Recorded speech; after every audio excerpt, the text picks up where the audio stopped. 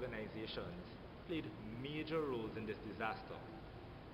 They are BP, Transocean, and Halliburton. The floating drilling rig called Deepwater Horizon was owned and operated by Transocean, which was under contract by BP. However, it was proven that Halliburton's cement work also played a part in this disaster. Who do we blame? BP was formed by the merger of British Petroleum Company and the Amoco Corporation in 1998. Now it is one of the world's largest oil companies.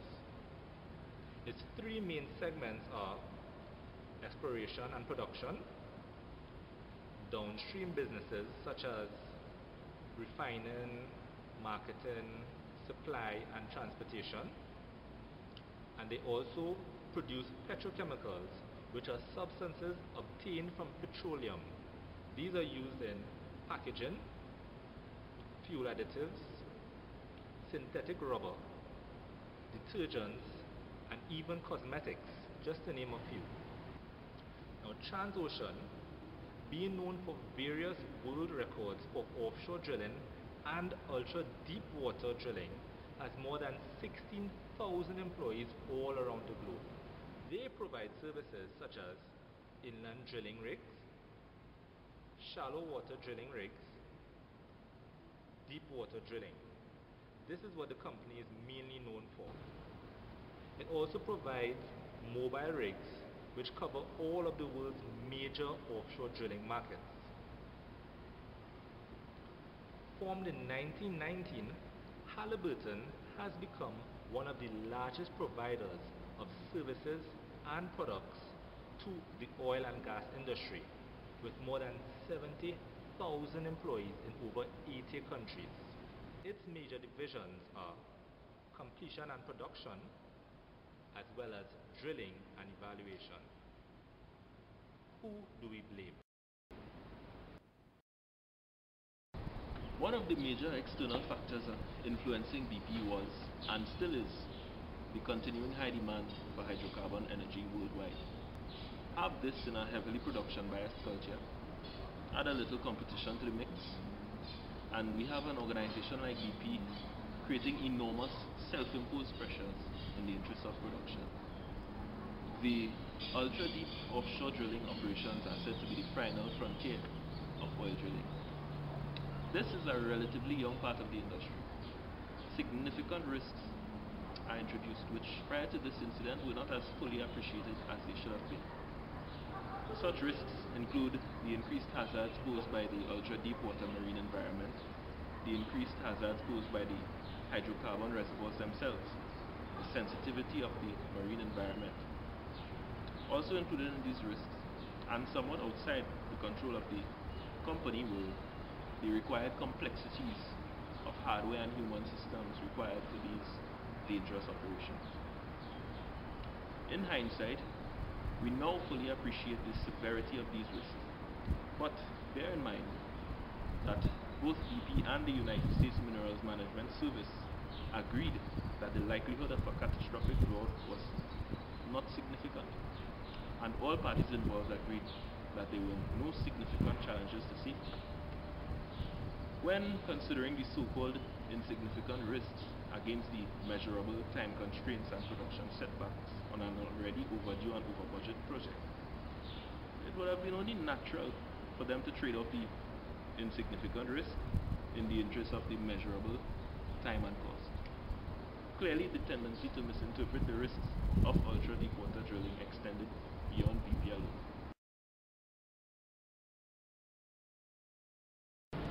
At the time of the Macondo well blowout in 2010, BP's corporate culture seemed to be one that was embedded in high risk taking and cost cutting. Analysis of available evidence conducted by the Deepwater Horizon study group showed that trade-offs were made. Trade-offs were made to cut costs and save time and protection and caution was suffered. When you have a culture that influences the organization in a way that production and the bottom line takes a priority, you're going to have employees overlooking near misses and all the little occupational hazards, because the time that goes into logging a report or reporting an incident and taking corrective steps is a cost to time and production. It's funny that they all repeated it so many times, because that's what the priority was. There were challenges as well, understanding that there were different organizations on board the Deepwater Horizon rig. So you have a breakdown in communication, you have different organizations with different concepts of how things should have happened. And you have that challenge that they had maybe in communication as well with regards to the cementing and mudding. But management made conscious decisions to bridge that competitive gap. They were willing to cut costs and focus on the bottom line. Let's forget about safety. So an attitude of complacency existed. An attitude, it was catastrophic. The effects were just catastrophic. Value system, hegemons, attitudes of the engineers. What is a value system? A value system is a system that ensures the sustainable establishment of one's ideals.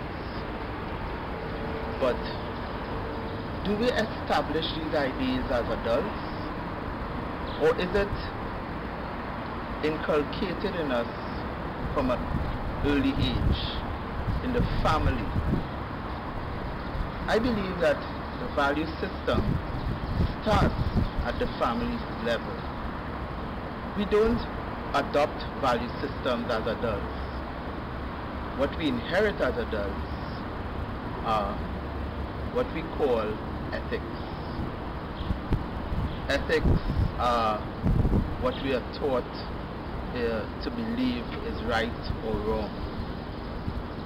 What is the value system that engineers should have? What are our core values? Integrity, truth, other-mindedness. When we look at this event, we can ask ourselves, what is the company's value system? Is it seeking the best interest of the company, but at what cost? Is it at the cost of safety, environmental, equipment, people lives?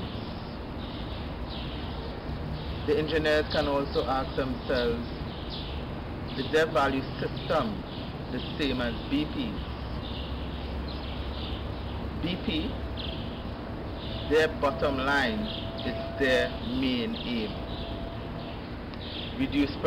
Increase production and minimize downtime. So, as engineers, we have to put at our minds what are our hegemons. Hegemons are our first thought, and we should have as our first thought interests of people and their safety at heart. These things are not, as I said earlier, developed overnight. Time, practice, questions, these things were not done before. From the first time the BOP failed with the blue and yellow pods, no one questioned it. Till when alarms were silenced so that employees would not be disturbed in the night. Again, no one questioned it. Management, I assume, was putting the engineers under pressure to ensure that they developed a system that would make production priority. And so the engineers probably came into the company with people first as their hegemon, but based on the culture that they met, they weren't strong enough, or possibly they had other commitments, mortgages, loans on vehicles, children going to school, to consider before they question management and their ethics. So as up-and-coming engineers, based on this incident, we have to be able to stand firm. We have to believe what we are doing is right. And so question management on the ethics. Explain to them what we think or what we know for a fact should be done. In Trinidad here, many companies don't practice that. In fact, they tend to ostracize and ridicule engineers and say that we are wasting time. But are we really? At what expense? 11 lives lost, many more injured, and as of today, $54.6 billion in fines and compensation. Ethics and hegemony should be at the forefront of our minds. What could have been done differently? First and foremost, BP and its contractors should have consistently and rigorously applied and put to use the current best available and safest technology, or BAST, with comparable high hazard, high risk exploration and production projects. The key challenge for industry and government is to identify, implement and verify consistent applications of the current BAST. Secondly, BP and Halliburton, being aware of the cement flaws, should not have used the cement until they had gotten a fully successful test that it would seal the BOP. Thirdly, the government or the governing body at the time, the U.S. Mineral Management Service, or MMS, should have been better supported so that they could keep informed about all the developments of the project. Right? The MMS was chronically understaffed and funded and confronted with significant internal conflicts with responsibilities for leasing revenue. Right? Fourth is there should have been better communication between BP's management, contractors and engineers on the platform, right? Allowing earlier control of the situation. Right? If the right communication was being shared, it is entirely possible that the correct person or people would have noticed the alarm loss of drilling fluid and other warning signals that appeared prior to the actual blowout. And finally, alarms on critical safety systems which failed to operate should have been tested and documented to ensure that they were working correctly. Right? Fire and gas detectors were not functioning or had been inhibited prior to the expiration to avoid waking crew members in the middle of the night due to false alarms.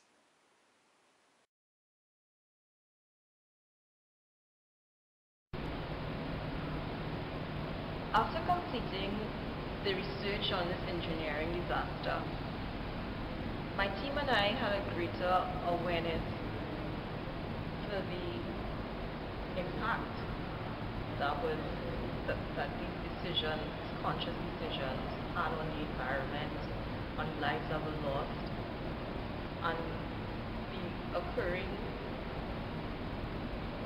still occurring impact. as an aspiring engineer, I have a greater appreciation for making conscious decisions and factoring, doing proper risk assessments and thinking about how the decisions I make can affect the environment and everything else.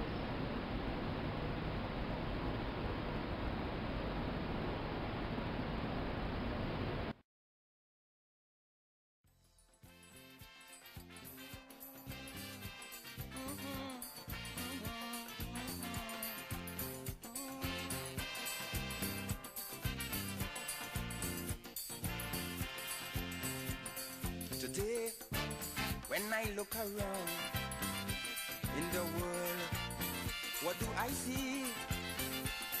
I see footprints that man have left on the sand while walking through times.